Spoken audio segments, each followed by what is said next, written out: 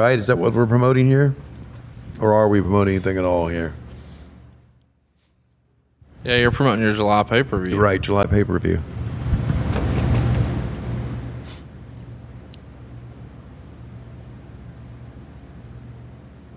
Man, Macho was coming down hard with Yes, he was, man.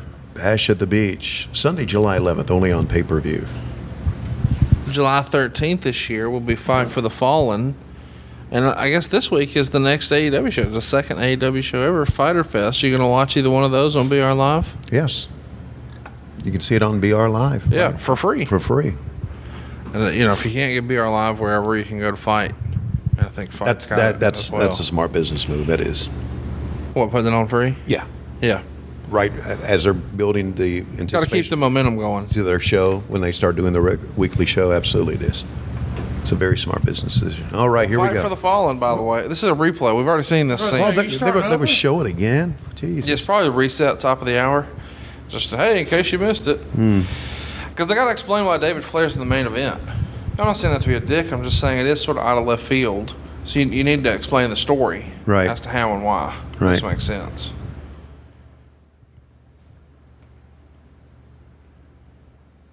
What'd you hear about Stomping Grounds? Anything good besides Ricochet winning the belt? I didn't hear anything good about it. I heard Roman Reigns went over, right? What else did I hear?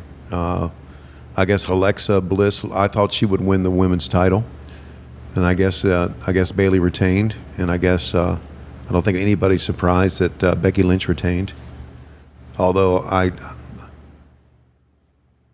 just not so... And hey, man, I was excited about that Baron Corbin match. Fuck off. But that's all I heard about it. I haven't seen any replays or haven't seen any highlights from it as of yet, as we're doing this. So there it is, the United Center, home of the Chicago Bulls, and you see there are still fans in the upper deck, but in those corners there, it was empty, and it used to never be empty, man. Yeah, you can see when they're doing shots from the other side. Right. I mean, you got to know what you're looking for, but you can see those black patches. Wow. Take a look at this entrance. I mean, how random is this? Buff Bagwell and Dean Malenko. What do you think Dean Malenko thinks about this shit? Like, what the fuck am I walking out with this guy for?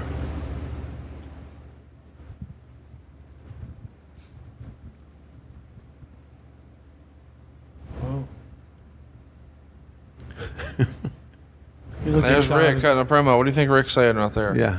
Schiavone, I got this fat ass to my right with a pumpkin head big as a bucket. And I'm going to have him as the referee. And I got this little shit to my right who thinks he's Little Nate. So Arn Anderson is going to be the special referee for David's match, right? So we've set that up now. All right. Let's get to it. And the show's over. No, we still got another 30 minutes to go. Buff did look great, man. Phenomenal. Yeah, but that hat never did do anything for me. I know it was different. It was unique. It was his trademark in a way, and I get that. But I don't know. It made him look sillier than he was. And that's hard to do. It just did look silly. It really did. This comes from a guy who dressed up like the Phantom of the Opera. Oh, you like that, Jeff, did you? Huh? Now he makes him laugh. Okay. Shit on Tony Schiavone. Okay. Apparently that's what I've been missing the whole time. I got to redirect my shit. Okay. Speaking of shit. Okay, Diamond Dallas Page and Kanyon. All right, so Kanyon... Jersey Triad here, because Bigelow's with them as well. All right. So that's their big deal, is that they're all from Jersey. So they were like the Jersey Freebirds? Yeah. They're called the Jersey Triad. Okay, so any three of them could defend the world, any combination of the three could defend the World Tag Team Championship. I don't think that's necessarily what Dallas wanted. He wanted to be the world champ. I get that. Sell some stretches. He's selling plenty of stretches. He's selling plenty of stretches right now, buddy. Dude, he's rolling. Oh, is he ever? I mean, it's got to be one of the most successful post-wrestling things in the history of I think whatever. It is. I think it is probably the most successful. Well, I mean, they're arguably. Well, okay. I get it. I was thinking about more like WCW alumni. Oh yeah, nobody from over there we all were did shit. That's right. Oh, so this match has some potential here, doesn't it? Oh, dude, you got a lot of talent in there, Right. and Buff Bagwell. Well, you could tell, man, look at Buff's back. Holy shit. What? Look how muscular the back is. Watch when he turns around. Ah, I bet he did push-ups, didn't he? woo. He did a bunch of push-ups. Push-ups, pull-ups, Yeah. up, a lot of things. A lot of ups and downs. Yeah, up. Up and run out of here with the money bag, shit like that. But he, man, had a real muscular back. I don't know what to say. Okay, you're just staring at me. By the way, I saw one of the funniest things of the past week. Was one of the guys, I think, from Well Done. Okay. Who was the Smoky Mountain tag teams that came up, Jeff? Heavenly Bodies, well done. Heavenly Bodies, well done. Who was the other Heavenly Body? Tom Pritchard and Jimmy Del Rey. Jimmy Del Rey? so there's a raw picture of Jimmy Del Rey Uh-huh. from early in his career with the WWF, and somebody photoshopped his name off the Chiron or whatever y'all call it. Right. So instead of it saying, well, I'll let you read it. What does it say? Cubic Zirconia Dallas Page. Which I think is just tremendous. I think that's Rick Fuller. Okay, Rick Fuller? So maybe it's Rick Fuller. Okay. Either way, cubic zirconia, Dallas Page. That's That pretty tickled funny. me. Speaking of cubic zirconia, tell everybody about your middle of the mall shit you're wearing. These earrings, which there was a nice lady who was at Jimmy's Famous Seafood on our live show. Her name was Stephanie. She was here with her husband. She was a very nice lady, and she came up to me and she said, "I just want to let you know I really think those earrings are nice." And I said, "Well, Stephanie, thank you for saying that, because everywhere I go, from my home to when I'm with Conrad and Casio, Yeah, I'm right thank here. you. I get shit on about my earrings, so I appreciate you saying that." Well, I want you to know that's not exactly true. In fact, Cassie and I have put our money together, and we've got you a new pinky ring and earring set. Pinky ring earring set. Yeah, Yeah. SSD or SDD. Uh-huh. You know, in the old Elvis Presley Right. TCB style. Okay, but before we do that, I've got to check with Claire, see if I can take these out now. I'm Yeah, still- did you got your ears pierced at Claire's? Yeah, and so- that's where they took all the baby girls. Yeah, that's the easiest place to get Did them you done. just get those in your birthstone? Are those sapphire? Is that 10 karat silver? It's easy. I went into a tattoo shop and I said I'd like to get my ears pierced. And this was years ago when I first got my ears pierced, and they said okay. And I said, "How do you pierce them?" They said, "Well, we take a needle and we stick it right there." I said, "No, I don't like that." So you just go to Claire's and they have this little thing that goes snap. They can do that at Walmart. They snap. They can do it at Walmart. Yeah. Okay, I mean, why wouldn't you want people at Walmart to poke holes in your body? that's right. So anyway, back to this match. It's unfortunate, you know, we've lost Bam Bam. He's no longer with us. Right. And we've lost Kanyon. He's no longer with us. Yep. It's unfortunate that WWE lost Dave Malenko, because he's another guy that can perform and knows how to produce matches. And I think he's fine. Can you imagine going from the crazy, strict red tape yeah, that you hear about that happens in the WWE to yeah, a new company that's sort of figuring it out? yeah. So you don't have to make your life fit into this silly Right. box. Right. Yeah, you don't have to answer the crazy shit that's going on there. And you know, it's showing. It is absolutely showing in the product. I mean, we talk about in any other job, if you have a bad working environment, production goes down. I think that's what you're seeing. Bad working How environment. critical would Kanyon be in today's wrestling scene? Wow. Think he wouldn't be a coach with All Elite or a trainer at NXT or Yep. helping run MLW? I mean, he'd be doing something. With his knowledge and his the things that he could do, and the absolute he revolutionized a lot of things back then, and was passionate, loved the business. And yeah, somebody like him would be valuable to a company. What about that Tilt-A-Whirl slam there from DDP? How about Paige, man? Malenko's took an ass whooping. Yes, he has. Buddy. Exactly. Well, I mean, Buff Bagwell ain't gonna. Yeah. Dean's gonna make like $1 million. Well, there's the key. I'm not being critical of Buff Bagwell as a performer here because he was a very good performer, but Malenko knew how to sell. He was a better seller. So in a tag team match like this, you get the guy who can sell, do a better job of selling. And So the key to having a long, successful wrestling career is being able to sell. is find a tag team partner who will sell. Right. You just wait on the hot And then tag. you just wait, stand on the apron, Right. tag in, Right. get made to look like a hero when you save your little runt buddy. Right. But, sometimes your run buddy, you save him, and then they have a four-way, and your run buddy ends up winning the championship anyway. Teach us more, Obi-Wan. You can't be too predictable when it comes to doing Sex, finishes. so try Blue Chew. No. BlueChew.com and use that promo code WHW. Get Yeah. that cock real hard. You really cannot be Five too, bones. You really can't be too predictable when it comes to finishes and storylines and stuff like that. You understand what I'm saying, Jeff Jones? Yep. Okay. Jeff was annoyed with the last episode of Game of Thrones. Were you really? I didn't really care. You didn't really care?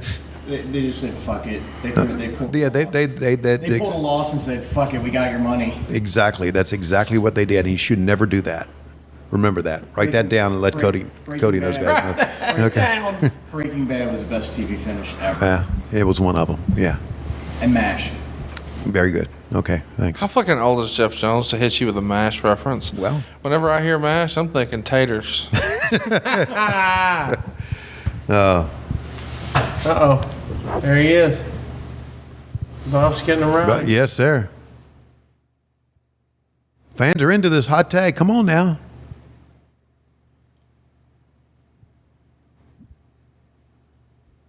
Buff look good, buddy.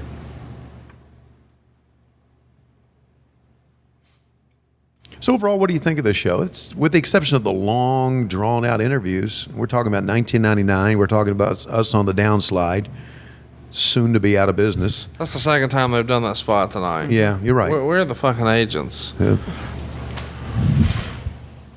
Well, you can't always blame the agents for what they do in the ring. I honestly believe that. Guys improvise, they do their own shit.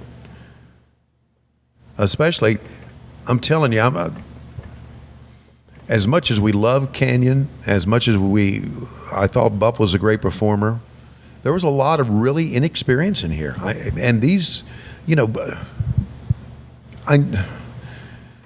House shows are very important for many reasons. You can train guys all you want, and you can have a training facility. You can go down to Orlando and do all the training you want. But until the bell rings, you actually wrestle in front of fans and actually try to put together a match, you're inexperienced. And I think there was still a lot of inexperience in these guys back then. Obviously, Bam Bam had been around, and Diamond Dallas Page had been around, and Dean had been around. But Kanyon, for all that he was doing, had not been a top performer that long by this time. So you say, oh, we've seen that spot. I get it. And I really think that an agent probably said, you don't want to do a spot that someone else does. And you tell them that, and they're still in the heat of the battle. They call this crazy-ass spot, and they do it. And who gets the heat for it? But the agent does. You taking notes down here, Jeff? Okay. Okay. It's not like I have all the answers to the business, you understand, because of it. No, I get it. But I really think that. I think a lot of the times that agents and producers get wrongly blamed for shit that guys improvise in the ring. And I get it. And I've also been critical of guys who rehearse each and every move and each and every high spot to the point to where if you're inexperienced and you're in there and you rehearse a high spot and you don't go through it correctly, then the guy who's inexperienced sometimes just clams up, chokes, freezes up, and all of a sudden the match has gone straight to hell because you've tried to do something that you shouldn't. Just let the match flow, right? It's just like a morning show, right? Flow. It's like a morning show on radio. You just kind of let it flow. Let's see what happens. Right. It's kind of like doing a live show like we do. We just kind of let it flow, right? Let it flow. We got like an Let idea. it And that's what they flow. should do in the ring. And that's what all the greats did. They would let it flow. They knew where they wanted to go. They knew what they wanted to do, but they would just let it flow. And I think that I think that's lost. And I saw a lot of that letting it flow in Cody and Dustin at Double or Nothing. I really did. And of course that has to do a lot with, them being great second generation wrestlers, but there you can tell a better story that way. Okay, I'm done with my Wrestling 101. Yeah, changing the business, son. I'm changing the business before our eyes. Yeah. That's right, yes. From here in Jimmy's Famous Seafood at 4 o'clock in the morning, I'm changing the business. Home of the best crab cakes in Best the world. crab cakes ever. And usually Jeff Jones. Usually he's always here. He has a key. I know he better have a key because we're going to get locked in. We're going to get locked in this place if not. You ready for that crab omelet?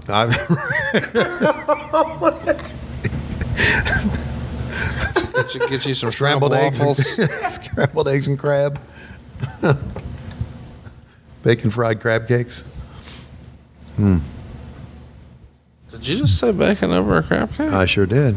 Okay, I ain't mad at it. Why am I intrigued by that? I don't know. But I am. Wood tussle with a crab cake. Yep. With bacon on it.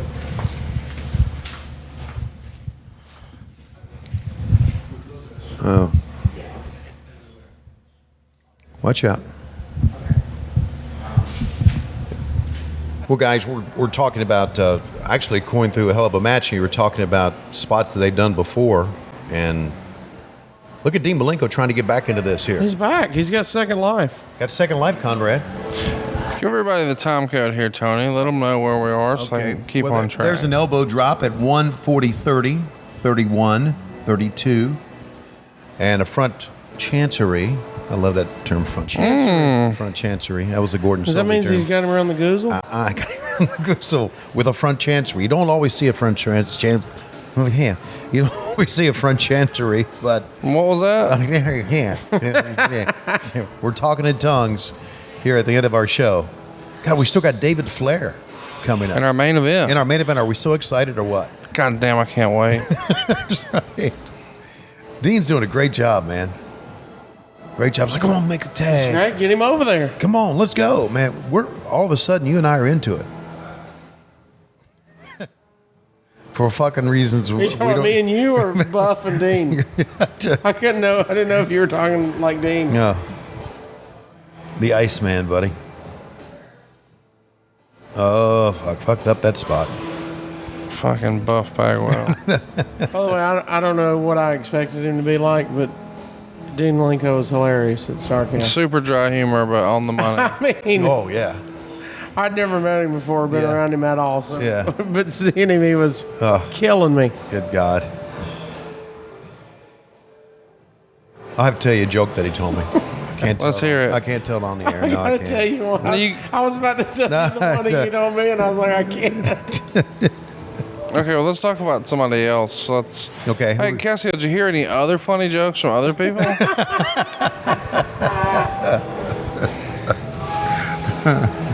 Is he dead? No, he's alive. yeah, he's- we just saw him at Starrcast. He's talking about the referee. That's what he's talking- Everybody in the ring. Everybody's laying down on the job, man. I forgot Bam Bam was here. Where's he been? Boom. Wow. Guys, can y'all believe it's been 30 years since Batman? 30 years since Bam Bam. No, he sits in Batman. Oh, since Batman. Okay. Billy And? Silver. Oh, God, he sold it. That was the double diamond cutter. I mean, let me ask you. Okay? Michael Keaton, the best Batman? No. Christian Bale was. He said that with authority. Yeah. Cassio? Woo. It's got to be Ben Affleck, right? Oh, for crying out fucking loud. Kill the show, man. Jesus Christ. Are you He had kidding? nipples on his But he was a fat Batman. But he had He was nipples. Fat Man. He wasn't Batman. He was Fat Man. And this is the way I wanted Francine to take me down. Right there. Oh, no. Just like that. Just come running after me. Curl my legs around me. Around the goozle. Around the goose. and step over deeply. Step over deeply. 3 And ends with a bam bam. wins with a bam. That's it. That'd be me and Francine. End it with a bam. Here's your double team zirconium cutter. Zirconium cutter. Zirconium. Oh, wow, man. I feel like this match is lasting an hour. Just a replay. Fish has finished the set before this match ended.